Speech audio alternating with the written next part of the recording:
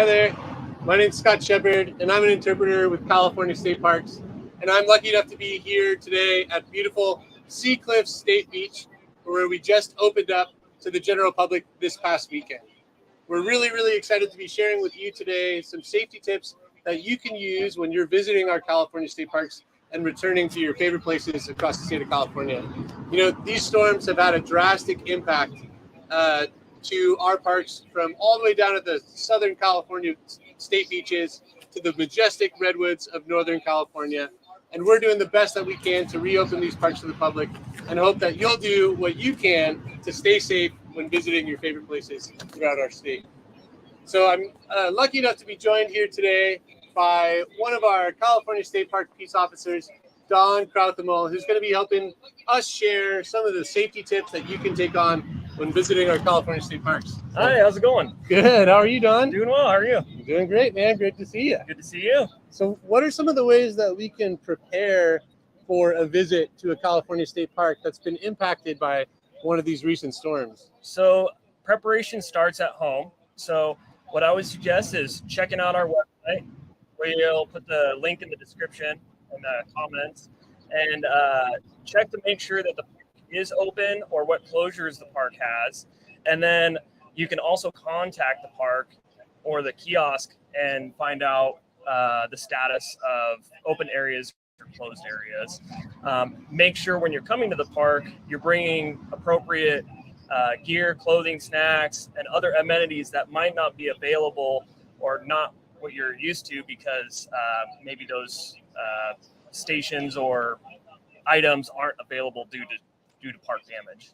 So because of some of the damage to the park, it's really important that we're making sure that we're planning ahead and preparing for our visits, wearing appropriate clothing, dressing in layers, appropriate shoes, just like we typically would, bringing along water, snacks, all those kinds of things. Checking the weather, tide, surf conditions, depending on the activity you're planning. Absolutely. And for those of you at home, you can also follow us on our social media channels.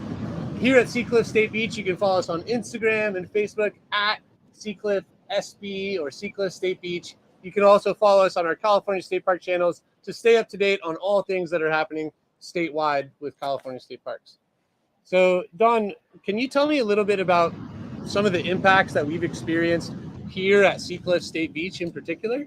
Yeah, so we had a lot of impact from the swell. So we had a lot of storm damage coming from the ocean, and then also due to significant amounts of rainfall, we had slide activity and other damage on both sides. So which unfortunately damaged our pier, our campground, our day use area, and other facilities in those areas. And so currently the pier is closed to the public, so we want to make sure that we're avoiding areas that are gated off, have posted signs, have red tape, anything like that. We want to avoid those areas because they may be not safe to be on or around. So you can always ask the kiosk what areas are open or closed, and flag down a ranger or another parks worker if need be. Absolutely. So any one of us that's wearing one of these California State Park patches at many of our parks across the state are going to be able to update you on closures, on damage to trails and roads, on some of the impacts of these recent storms that you might not have seen, in your previous visits to your favorite California State Parks.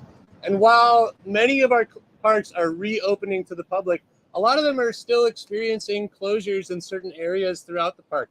So making sure that you're connecting, like Don said, with our folks at the kiosk, with anybody wearing one of these patches right here, is a great way to make sure that you're staying up to date. So what are some of the other, avenues that people might want to take advantage of to make sure that they're keeping themselves safe when they're visiting one of our parks? So you would want to make sure you're bringing appropriate items, snacks, things like that, water, making sure you're observing the signs, staying in the areas that have been reopened to the public, and being observant, because we might have like our trails might be damaged, or maybe unfamiliar like in the past. One of the things that I'm thinking about is here at Seacliff State Beach, you can still see our roads and trails crew really hard at work to open up equitable and sustainable access to our parks. And that's happening all across the state. So making sure that you're really following those posted signs, staying away from work areas. And you can visit our website, as we said before, www.parks.ca.gov/incidents to stay up to date on all of the different incidents and impacts of these storms across the state. You can also download a brand new app called the Outer Spatial app on the Apple Store and the Google Play Store, where you can download maps, you can get access to resources and updates from California State Parks statewide.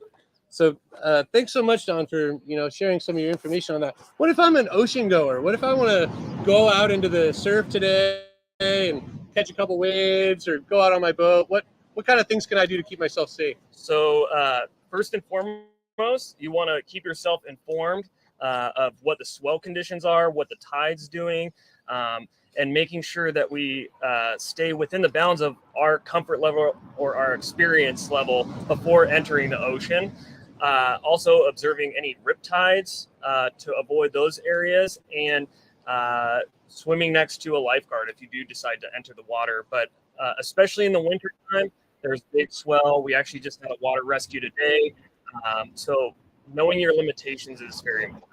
Yeah, so really understanding, your own comfort levels in the potentially adverse conditions of the place that you're heading out. And while many of our California state parks provide access to the beautiful and wonderful Pacific Ocean that you can see right here behind me, we also have a lot of parks that are focused on lakes, rivers, streams, creeks, and those rivers and streams are flowing at really, really high levels right now. And you might not realize it, but they're also incredibly cold. So making sure that even if you're an experienced swimmer, if you're heading out boating or paddling, you're wearing a life jacket. You're putting a life jacket on all of your family members. Even if you're an experienced swimmer, it's really, really easy to experience hypothermia or cold water shock, within a few moments of entering that, extreme cold water. And the same is true right here in this ocean behind me. So if you do fall in the water unexpectedly, you don't feel prepared, making sure that you're removing any heavy items of clothing like boots or belt buckles, making sure that you're floating on your back, and first and foremost, staying calm, controlling your breath. If you're getting excited, if you're getting worked up, you're more likely to find yourself in a precarious situation. Would you agree with that, Don? I totally agree. Awesome. Yeah. Right on, man. Well, thank you again, so much for the opportunity to come out here and chat with you. We actually have a video from one of our California State Park interpreters, Sandra Raya Cervantes, right here at Seacliff State Beach for those Spanish speakers at home. So can we go ahead and shoot that video really fast? Buenas tardes, mi nombre es Sandra, estamos aquí de vuelta en la playa estatal de California, Seacliff State Beach. Antes de su próxima visita, quería darles algunos consejos para su seguridad. Obviamente, tráiganse ropa y zapatos adecuados para el clima. Sí ha mejorado un poco, pero por las recientes tormentas todavía hay daños en las caminadas y en los senderos. También, por favor, pongan atención a los letreros que el personal de la área está poniendo para su seguridad.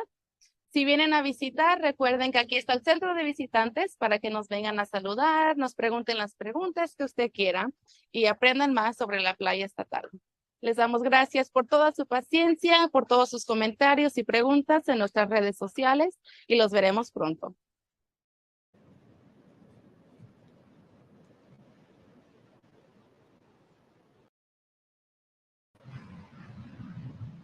Thank you so much, Sandra. We really appreciate you sharing that message with our Spanish-speaking families and communities at home. California state parks are places that belong to all of us as Californians, regardless of race, gender, socioeconomic status, sexual orientation. And we're really, really excited about the opportunity to share this message with as many Californians as we can.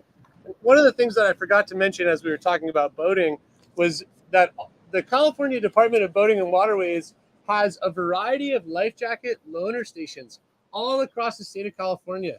So if for some reason you're getting ready to head out to one of those California state parks and you're not quite prepared with the necessary equipment that you need to keep yourself safe, we really recommend visiting one of those life jacket loaner stations.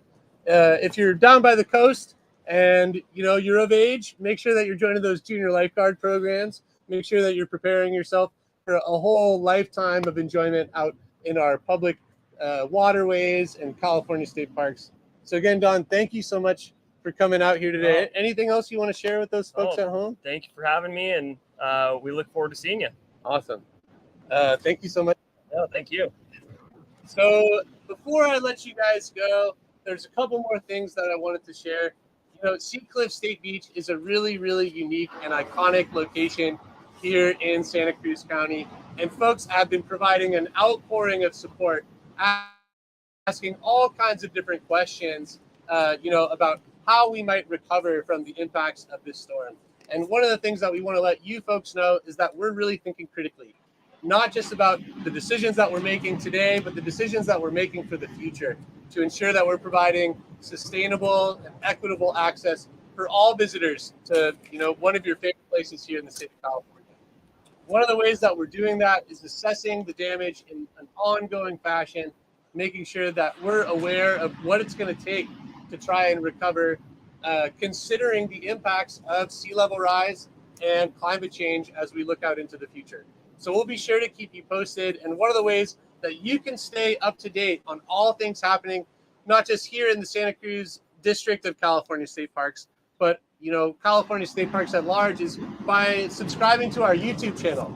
That's www.youtube.com/@Santa Cruz CA State Parks. We really hope that you'll subscribe, you'll check out our videos to stay up to date on things that are happening all across our district and what we're doing to try to address the impacts of recent damage. So I think that some of you folks that are watching at home might have some comments or some questions. So I'm going to ask my friend Ashley, who's behind the camera today, to see if she can read off some of those comments or questions for me before we sign off. We just got one. Awesome. So thank you for that question. The question was, when is the RV campground going to open up? Actually, I don't know if you can pan this camera over to the left here, because the campground area at Seacliff State Beach is just over here to my left. If you were to walk down into that area, you would see almost full city blocks wide of damage to that campground area. And we're still in the process of assessing what it's going to take to try to recover it. As I mentioned, as we look to the future with sea level rise and climate change, we really need to think critically about each dollar that we spend. As California State Parks, the Department of Parks and Recreation, we operate on a state budget that's voted on by our state legislatures in Sacramento on an annual basis. And we have to be really, really precise about each and every dollar that we spend, because we understand that those dollars are the hard-earned taxpayer dollars of Californians all across our state. So we'll continue to keep you folks up to date on when that campground will be reopened. But as I mentioned at the start of this broadcast, we are so proud of the work that's been done by our maintenance team, by our public safety team, by our roads and trails crews here at Seacliff to try to mitigate the effects of erosion that were caused by extreme high surf, extreme high tides at this location on January 5th. We had a king tide here yesterday, and over the course of this last weekend, we've got a pretty high tide up here behind me as well. And as you can see, potentially, if we pan on over this way, the surf is only getting bigger. We're expecting swell to continue to rise here in Santa Cruz County. And we hope that you folks at home will know your limitations, stay safe, respect those park rules and regulations, and stay in areas where you can keep yourself safe, because that's our top priority here with California State Parks. Any other comments or questions coming in from those folks at home?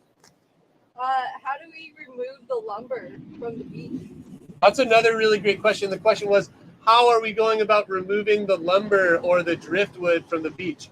So SoCal Creek is pretty darn close to Seacliff State Beach. We had a number of trees fall into SoCal Creek that flowed downstream. We had pilings from our pier here that has now been damaged, that piled up here on the beach. Our roads and trails crew has been working really, really hard to remove that debris from our coastline here so that it can be back open to the general public. And if you have a chance to check it out down here at Seacliff, you'll realize that there has been a lot of work being done.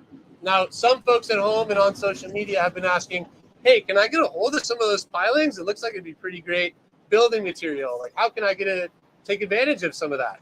And the reality is that the majority of that driftwood that you're seeing on the beach has been treated with creosote, which is an oil-based tarry substance that was used in the early 1900s on all different kinds of ocean-faring vessels and piers. And that creosote is toxic to myself and to those of you folks listening at home. So unfortunately, that driftwood will not be available for building materials. And if you were to use it in a building, it would not be good for the health and safety of those folks inside.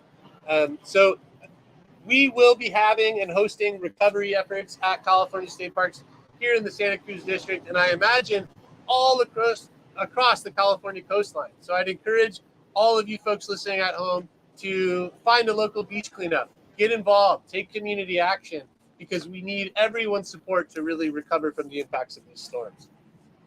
Anything else? Can you talk a little bit about our social media accounts again for where people can see photos of the damage?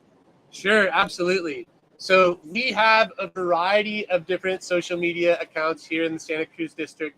Those ones that you're going to want to follow to understand about what's happening here at Seacliff State Beach are on Facebook and Instagram at Seacliff State Beach.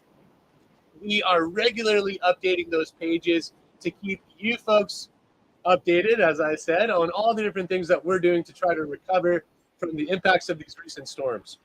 But even more importantly than that, I'd recommend that you visit our YouTube channel. Again, that's www.youtube.com/@Santa Cruz CA State Parks. I don't know if you could have that ticker pull up on the screen for me, or maybe it's already there. Thanks so much. So that's a great place to stay updated on all the different things that are happening, not just here in our district, but California State Parks at large. Any other questions, folks? Awesome. So actually, if you could pan on over this direction. So out here in this very beautifully backlit Pacific Ocean, you're going to see the SS Palo Alto, which is a concrete ship that was built during World War II with the intention of serving during that war, but it wasn't completed in time to actually serve. So as a result, it was purchased by the Seacliff Amusement Park Company and brought here, where it served as an awesome place to party. There was a saltwater swimming pool, there was a restaurant, there was a bar. You could fish off of this beautiful concrete ship here, which was built out of that material, particularly because they were worried about a steel shortage during that World War II time period. But as you can see, the pier that used to reach all the way out to that SS Palo Alto, lots of folks who come and visit Seacliff State Beach remember walking all the way out to the concrete ship back in the day. It's sustained quite a lot of damage, and it has been assessed by an engineer who has let us know that we can expect potentially more damage to that pier in the future. So we highly, highly recommend, if you come and visit us here at Seacliff State Beach, please stay far away from that pier, stay off of the pier, and keep yourself safe. Because as I mentioned before, that's our top priority here with California State Park. Any other questions? Awesome. Well, I really, really appreciate everybody at home for listening. If you're not with us live here right now, that's okay. You'll still have the chance to watch this on California State Parks Facebook page, on the Seacliff Facebook page, on the Santa Cruz District YouTube channel. And a lot of folks on those different social media platforms have been asking, where can I make a donation? How can I lend a hand? How can I support the work that you folks are doing? And we highly recommend that you visit www.that'smypark.org to learn more about our operating partner, Friends of Santa Cruz State Parks, who's working diligently with us today in this recovery effort, and you can join that recovery effort as well. I also mentioned you can join volunteer days, you can join beach cleanups, you can volunteer for California State Parks, or you can come and work with us. work in an amazing place like Seacliff State Beach. Just take a look at my office right here. So we really appreciate all of you folks at home for listening today. Thanks again to Don. Thanks again to Sandra for your cameos. And we can't wait to see you in a California State Park real soon. 411.2. Oh, excuse me. The SS Palo Alto, I got a correction there. It was built during World War I, but not completed in time for that war. So thank you for that correction there. I really appreciate it. See you guys.